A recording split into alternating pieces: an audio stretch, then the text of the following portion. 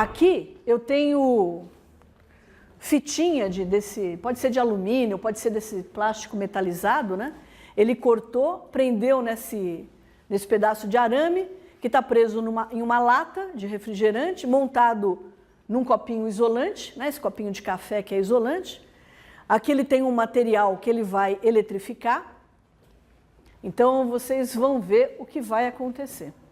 Então, qualquer um que tenha uma lâmpada de ultravioleta em casa, pode fazer esse experimento, se quiser.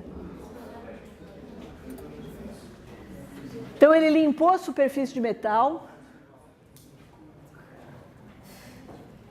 Ele eletrificou aqui esse metalzinho. E ele vai usar uma luz ultravioleta. Essa animação também é uma animação legal, né? Só que aqui é num sistema fechado, fica mais óbvio o que está acontecendo. Aqui eu seleciono a intensidade da luz, aqui é a energia da luz.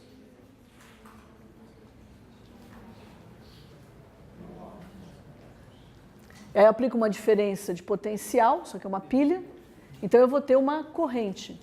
Eu não sei qual metal eles estão simulando aí, né? Porque no ultravioleta, uma série de metais pode exibir efeito fotoelétrico.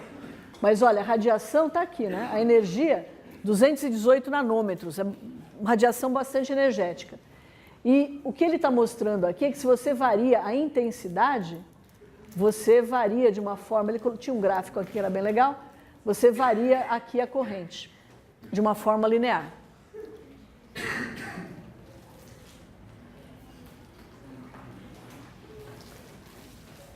O que acontece, né? Eu só vou usar isso aqui para falar, é que do modo como a gente pode imaginar a radiação, eu não consigo explicar, se eu pensar num comportamento ondulatório, eu não consigo explicar o comportamento, a dependência que o efeito fotoelétrico tem com a energia da radiação. Porque não é qualquer energia que produz isso. A princípio, então, qualquer energia da luz deveria ser suficiente para arrancar elétron. Deveria depender apenas da intensidade. Quanto mais intensa fosse a luz, e para uma onda, o que é a intensidade?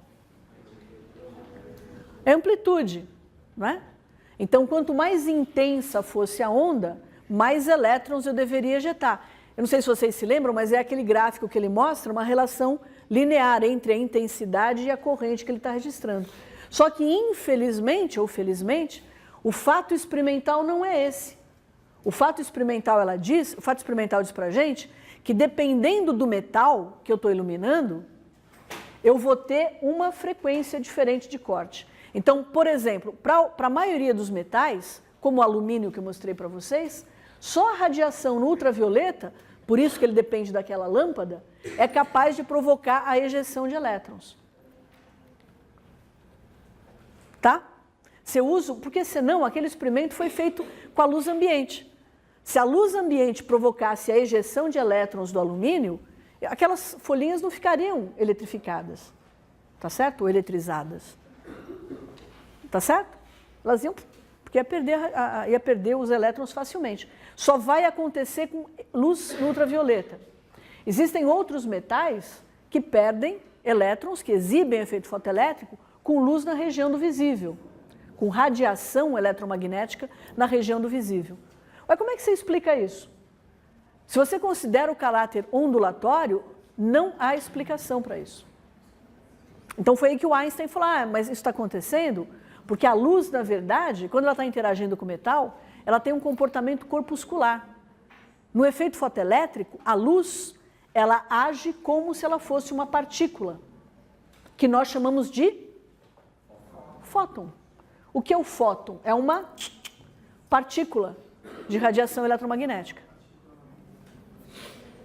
Por outro lado, mais ou menos na mesma época, outros experimentos mostraram que o que nós imaginávamos, por exemplo, elétrons, que nós imaginamos, né, que nós imaginávamos até o começo do século XX, como corpúsculos, né, a gente sempre representa uma bolinha, o elétron, né?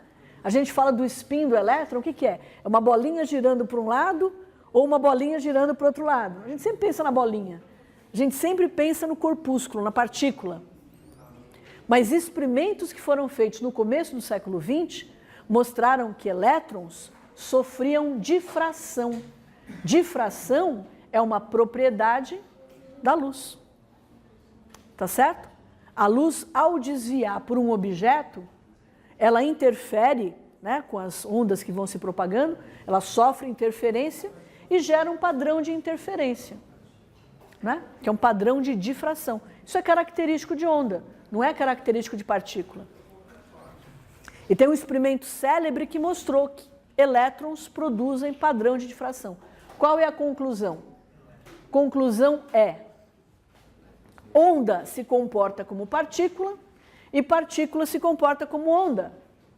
Isso a gente chama de caráter dual da matéria.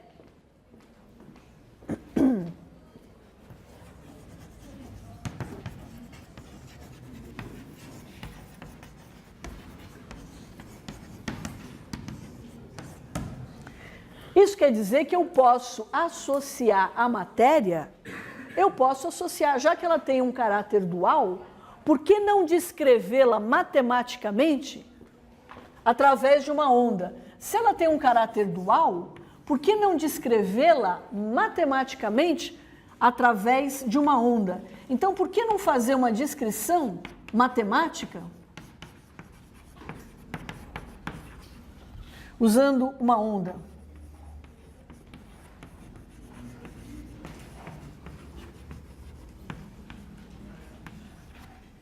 Diga, Durval. O Rodrigo, sei lá. Ela se propaga como se fosse uma onda, então ela pode ser uma partícula. Você sabe que faz 90 anos que as pessoas acham que faz sentido. Olha, eu vou explicar uma coisa para vocês. O nosso mundo, ele é um mundo macroscópico. Quando você vai para o mundo quântico, as coisas elas não são como nós estamos acostumados aqui, né, no macromundo. Então tem algumas coisas que eu nem vou falar para vocês, porque elas exigem, em primeiro lugar, uma capacidade de abstração grande. Em segundo lugar, elas normalmente decorrem de um formalismo matemático que é implícito, né, no uso de uma função como essa. Então, não adianta eu falar para vocês, por exemplo, por que dois elétrons não podem ter... Por que o princípio de Pauli, de exclusão de Pauli, tem que ser seguido? Isso está relacionado com a propriedade da função de onda que eu estou usando. Ela tem que ter uma determinada propriedade, né, que tem que ser respeitada.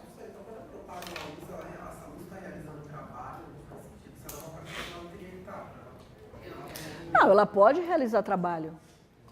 Depende, se ela está propagando, se ela está se propagando num meio com o qual ela não está interagindo, ela não está realizando nada, ela está se propagando.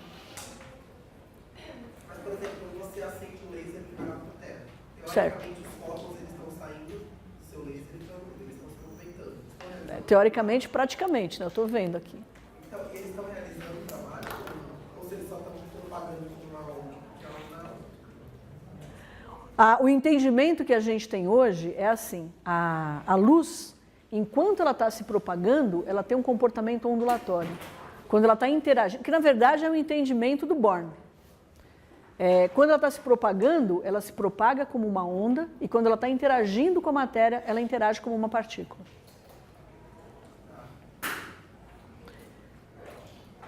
É por isso que eu associo um momento a uma onda, eu posso associar um momento a uma onda. Mas eu não sei se faz sentido discutir esse momento na propagação, só na hora que ela está interagindo com a matéria. Eu queria que vocês se sentissem confortáveis, porque a maioria das coisas que eu falei, que são confusões conceituais, elas estão presentes em livros didáticos, quer dizer, elas permeiam esse nosso meio. É muito comum você pegar um ou outro artigo de especialistas nessa revista que eu falei, Journal of Chemical Education, onde eles criticam a abordagem que livros didáticos, livros de química geral, dão para essa questão da mecânica quântica. Né? O pessoal, se você pega um químico ou um físico teórico, A primeira coisa que eles falam para vocês é assim, orbital não existe. Esquece orbital não existe. Se vocês pegam um químico orgânico, que não é teórico, ele não só vai dizer que existe, como ele trabalha o tempo todo com esses orbitais. Os orbitais HOMO, os orbitais LUMO, que são orbitais moleculares ocupados ou vazios. Eles falam de hibridização, falam de ressonância, falam de ligação sigma, ligação pi. O que é ligação sigma e ligação pi? Senão ligações que envolvem orbitais, né? Recobrimento frontal ou lateral de orbitais atômicos. Então, essa aparente contradição, ela na verdade não é uma contradição, é uma tentativa de tornar palatável ou compreensível um assunto que é bastante indigesto. No fundo é isso, não é? No fundo, a gente lida, como eu já falei há algumas aulas, nós lidamos com sistemas que são difíceis da gente descrever adequadamente, porque são sistemas de muitos corpos. Em algumas situações a gente, né? Mecânica estatística, você consegue trabalhar com algumas... Quando você vai para o nível da mecânica quântica, existem conceitos que, como eu falei para vocês, a própria comunidade acadêmica não tem a pretensão, né, de esclarecer. Ela entende que não é importante esclarecer. Então, o que eu estou dizendo, por exemplo, para vocês, é que se a matéria tem um caráter dual, ela se comporta como onda. E se ela se comporta como onda, eu posso usar uma função periódica para descrevê-la. Então, por que não usar uma função periódica para descrever a matéria? É claro que eu posso. E foi isso que foi feito no começo do século XX. Mas mais do que isso, né, o que os pesquisadores, né, na ocasião, descobriram é que deve existir uma função periódica, uma função periódica que eu vou chamar de função de onda.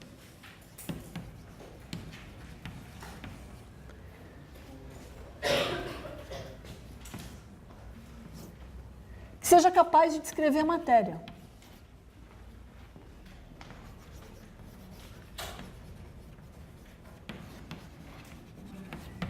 Quando eu falo comportamento da matéria, eu estou falando tudo, energia, né? Que é o que interessa principalmente para a gente. Essa função de onda, ela tem uma propriedade, ela tem que ter algumas características que eu não vou falar para vocês porque não vai acrescentar nada para a discussão que eu quero ter. Se eu tivesse meia dúzia de aulas para falar sobre isso, eu detalharia, mas eu não tenho. E não vai acrescentar nada para a gente. Eu acabei de me lembrar que eu não respondi a sua pergunta, me desculpa. Você nem lembra mais, né? Se você usar uma radiação com mais energia, então para baixo do ultravioleta, isso pode acontecer? Para ejetar elétrons, sim, mas você tem uma energia de corte. Acima dessa energia, você não ejeta elétron no efeito fotoelétrico, por maior que seja a intensidade da luz. E isso você não explica pela teoria ondulatória. Porque pela teoria ondulatória, você deveria ter efeito fotoelétrico para qualquer comprimento de onda, desde que você tivesse a intensidade adequada. Então, quanto menor a energia, mais intensa deveria ser a fonte. E não é isso que é observado. Mas mesmo quando não é luz visível, então também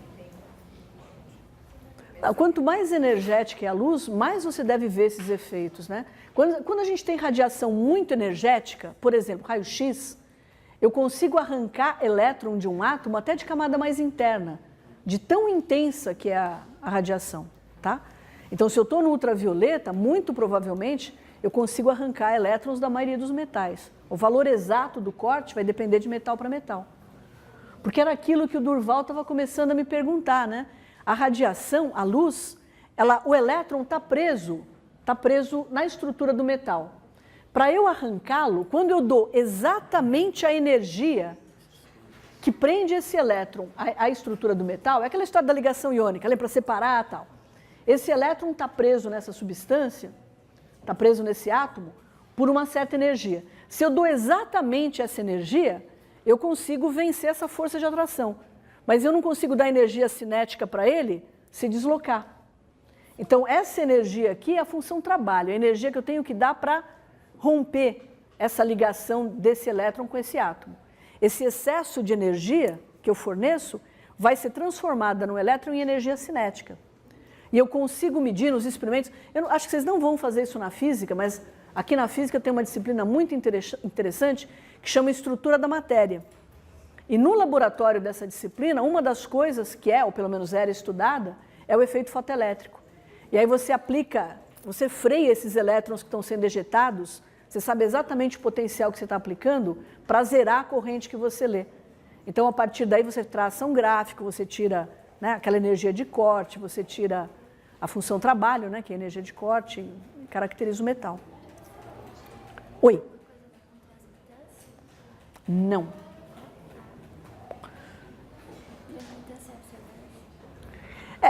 Com a absorvância está relacionado, né? Porque que são contextos diferentes, né? O material ele tem que absorver essa energia para poder esse elétron ser ejetado. Mas a gente usa absorbância e transmitância num outro contexto. Talvez eu tenha tempo de falar um pouquinho adiante. Gente, vocês me dão só 5 minutinhos para acabar essa ideia aqui, para não ficar perdida nesse... Essa função de onda, ela tem que ter algumas propriedades, ela não pode dar 2 valores diferentes, né, numa dada posição, num dado valor de x, ela tem que ser contínua, e tudo isso tem uma razão. Mas eu não vou discutir isso. E essa função de onda aqui, a gente chama de psi. E essa é a função de onda que eu vou trabalhar para obter as propriedades que eu quero, né? Por exemplo, energia. Num átomo, a energia é uma propriedade, para o químico, é a propriedade mais importante, né? Aqueles níveis atômicos, aquelas energias dos níveis atômicos, eu tiro dessa equação. Então, o que a mecânica quântica faz de diferente em relação à mecânica clássica?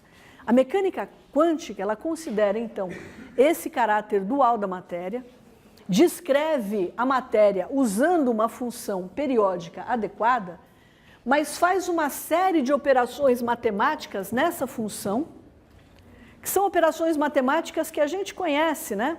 Então, por exemplo, se é um elétron atraído por um núcleo, eu vou descrever isso com potencial coulombiano. Mas eu não tenho só o potencial, eu tenho a parte cinética. Então, eu tenho que fazer uma série de operações matemáticas nessa função para eu obter as energias que eu quero. Essas operações matemáticas todas, elas estão embutidas numa entidade matemática que eu chamo de operador.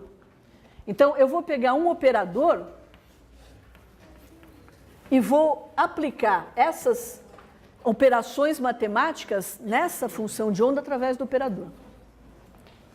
O operador é uma coisa muito simples, né? Então, se eu quiser saber, por exemplo, aquela relação entre peso, entre massa e altura, né? Como é que é a mesma relação? Alguém sabe de cor? Eu sempre esqueço isso. Devia saber, né? Estou gorda. Aquela relação entre a massa e a altura, como é que a gente faz? É a massa dividida pela altura ao quadrado? Não.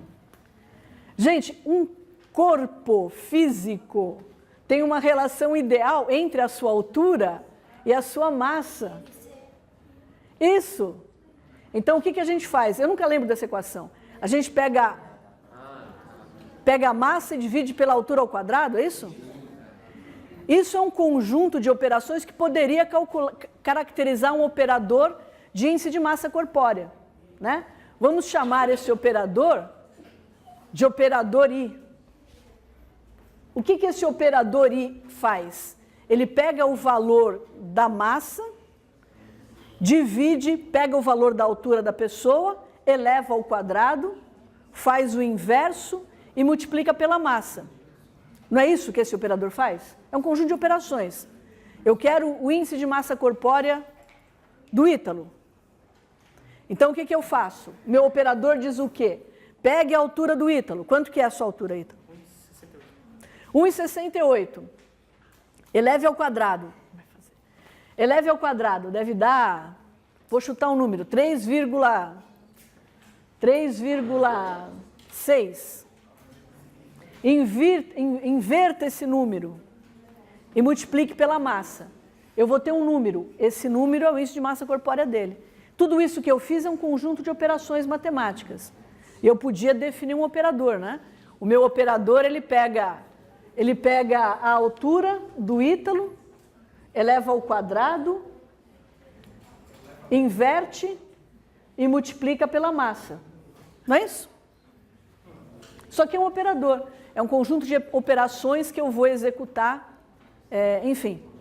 E eu faço a mesma coisa com a função de onda. Eu faço uma série de operações matemáticas nessa função, só que a diferença é que eu uso uma mecânica própria, que é a mecânica hamiltoniana. E, portanto, eu vou ter um operador que a gente chama de operador hamiltoniano.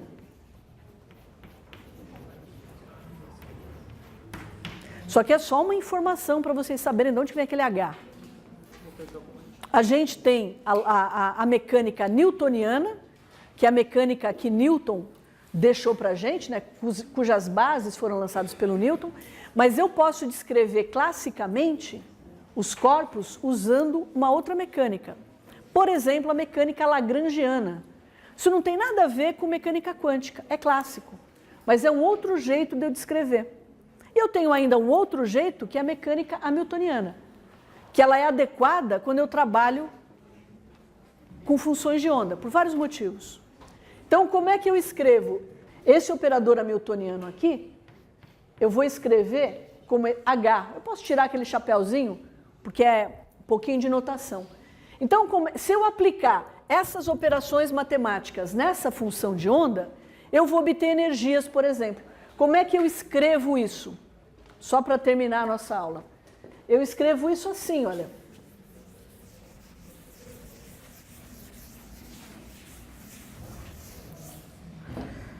Eu escrevo isso assim.